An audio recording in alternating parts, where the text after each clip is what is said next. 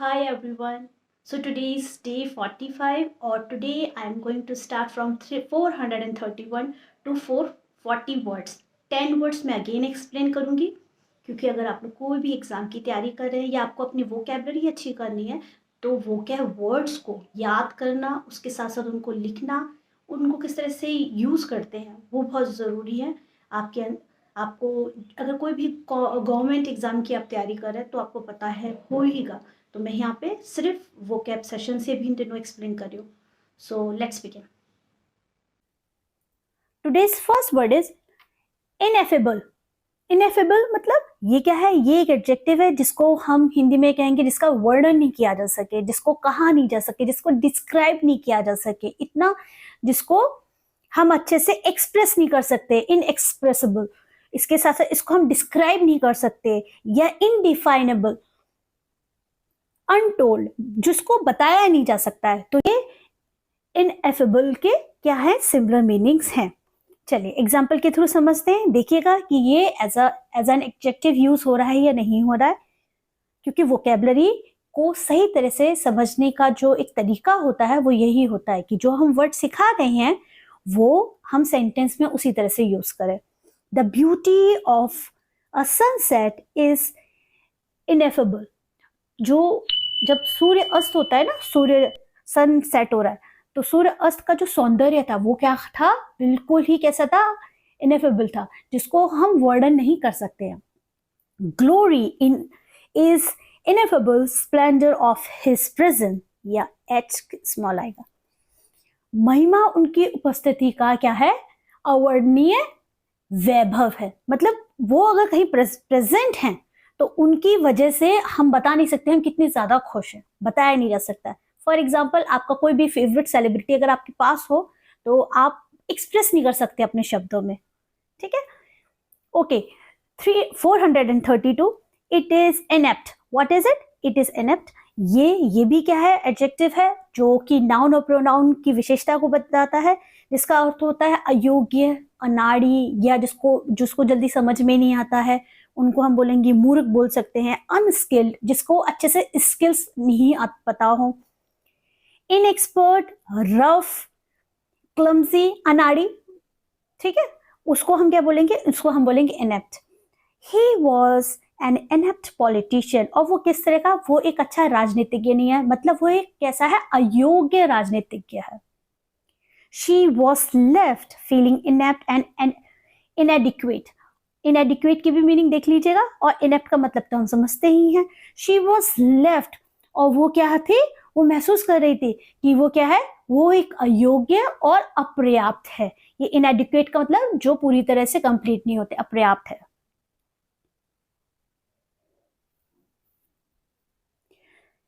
433 it is inert. Inert का अर्थ क्या होता है? ये भी क्या है? ये भी एक एडजेक्टिव है। निष्क्रिय होना या अक्रिय होना, मतलब जो इनएक्टिव होते हैं, या हम कह सकते हैं पैसिव होते हैं, या मोशनलेस होते हैं, अनकॉन्शियस होते हैं, आइडल या आलसी होते हैं, उनको हम क्या बोलेंगे? उनको हम बोलेंगे इनर्ट बोलेंगे। ये वर्ड पाम में, इजी डिक्शनरी में ये डिफिकल्ट वर्ड है इनर्ट। तो देखिए हम एग्जाम्पल के थ्रू समझते हैं। The government was perceive to be inert and insufficient. और जो गवर्नमेंट है उसको किस तरह से देखा जा रहा है? कि वो निष्क्रिय है, कि वो अच्छे से सही तरह से चल नहीं रही, निष्क्रिय है।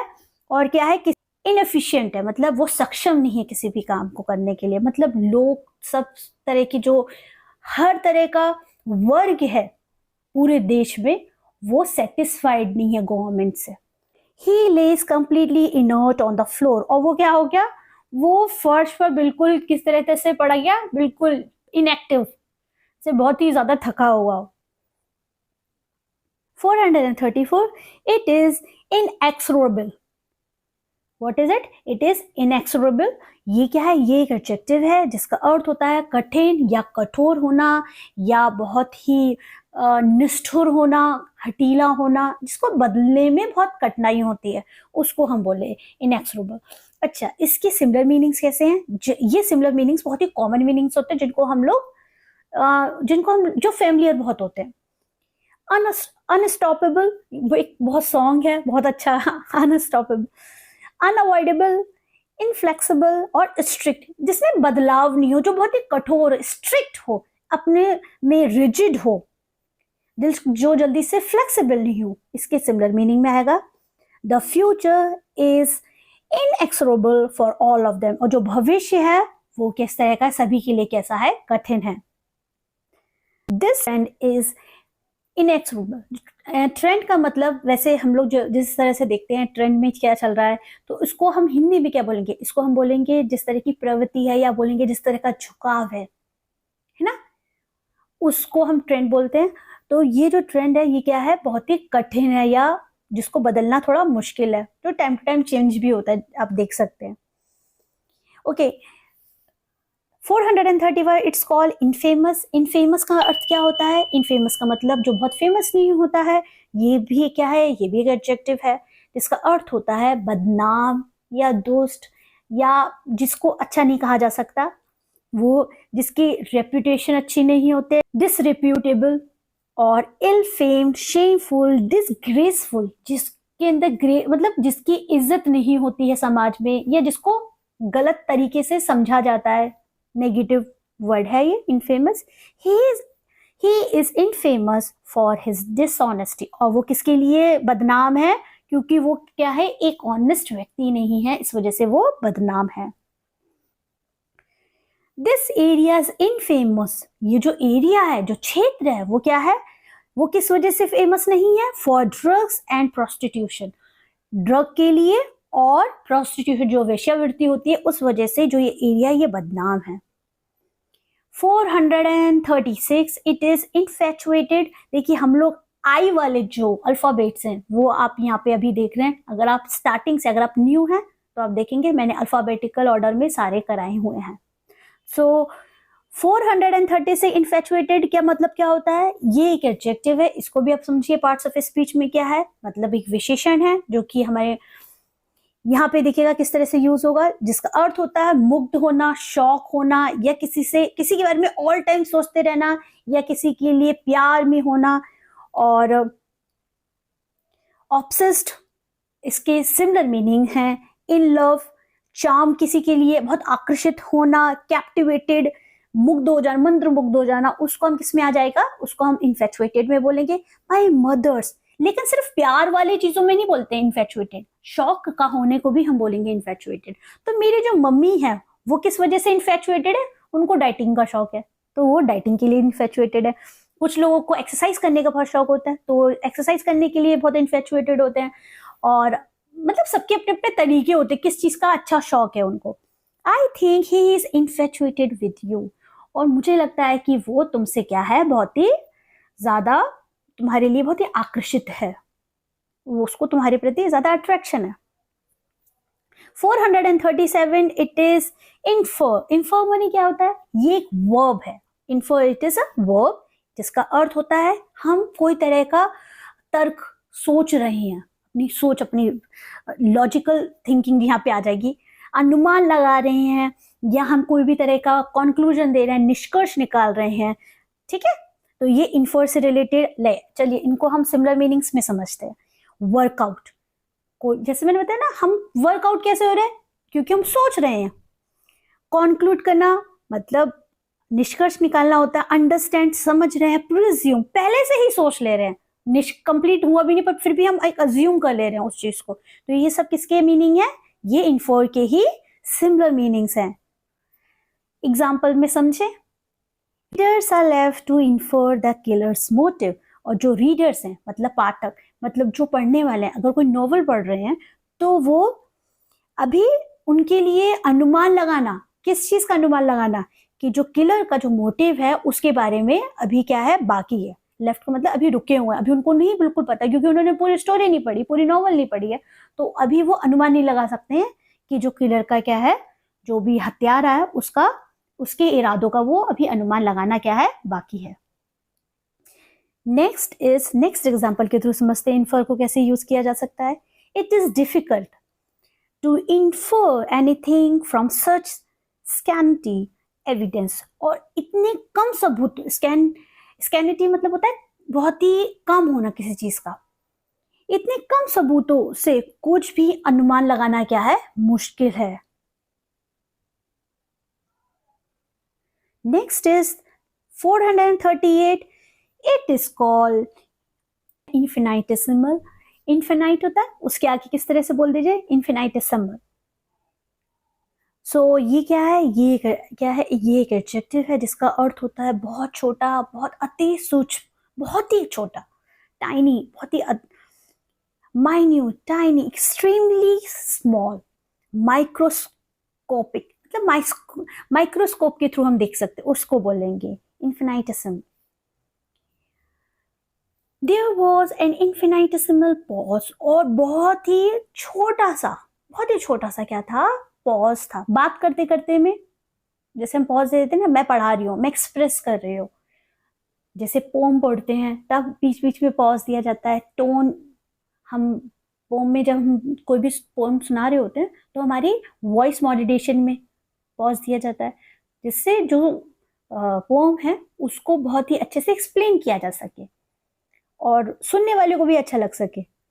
The person is infinitesimal and helpless, और जो व्यक्ति है वो क्या है, बहुत ही ज्यादा क्या है, सक्षम नहीं है, या बहुत ही छोटा है और ही क्या है, बहुत ही असहाय है. इसका अर्थ यह है कि शायद क्षमता में, शायद पावर में, फाइनेंसेस में, इस बेसिस पे कह सकते हैं, क्योंकि यहाँ पे व्यक्ति की बात हो रही है.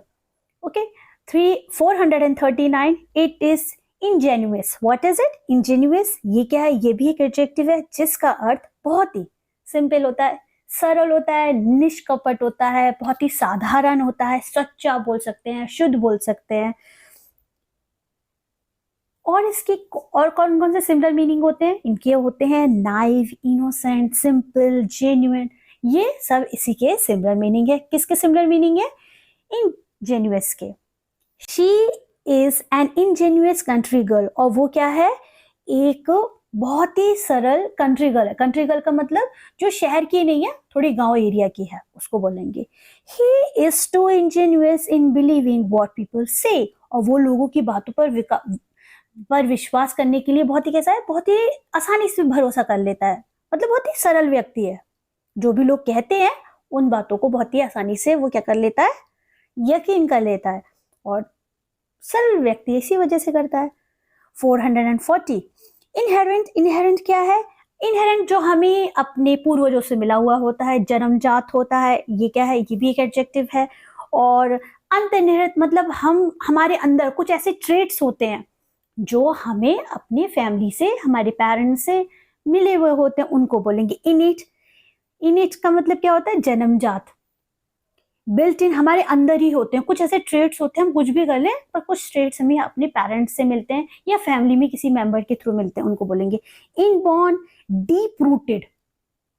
तो ये सब किसके एग्जाम्पल, सॉरी सिमिलर वर्ड्स हैं, ये सब इनहेरेंट के सिमिलर वर्ड्स हैं. चलिए एग्जाम्पल के थ्रू हम इनहेरेंट को समझते हैं.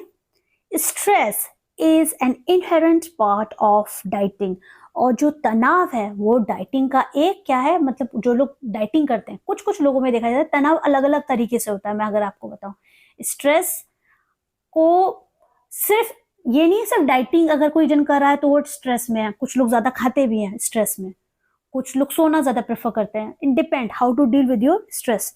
Stress is an inherent part of dieting. तो जो तनाव है वो डाइटिंग का है, क्या है, उसको जन्मजात मिला हुआ, उसका एक लाइफ का एक हिस्सा है जो उसको उसकी फैमिली से मिला हुआ है. कि अगर जब भी वो स्ट्रेस में होती है या होता है तो वो क्या करता है, वो डाइटिंग करता है. अ लव ऑफ म्यूजिक, जो म्यूजिक के लिए जो प्यार है, is inherent in human nature. वो सभी, ये मानव स्वभाव हम लोगों के अंदर है कि जो म्यूजिक होता है वो हमारे मन को क्या करता है, बहुत ही अच्छा कंप्लीट करता है. सो आज फिर से हमने 10 वर्ड्स कंप्लीट किए. आई होप जो आज मैंने कंप्लीट किए हैं 10 वर्ड्स वो आपको अच्छे से समझ में आए होंगे. आप लोग अपनी नोटबुक ज़रूर रखिए अपने पास. जब भी आपको ये वीडियो मिलता है, जब भी आप लोग वोकेबलरी सीख रहे हैं, तो आपके खुद के हैंडमेड नोट्स होने बहुत ज़रूरी हैं, क्योंकि ये बहुत ज़रूरी है कि हम अपने हाथों से जो चीज़ें लिखते हैं तो वो हमें ज़्यादा अच्छे से रिटेन हो पाती हैं. एंड वीडियो को लाइक, शेयर, सब्सक्राइब ज़रूर कीजिएगा. अगर आप नए हैं तो सब्सक्राइब करके नोटिफिकेशन बटन को भी ऑन कीजिएगा. तो थैंक यू फॉर वॉचिंग.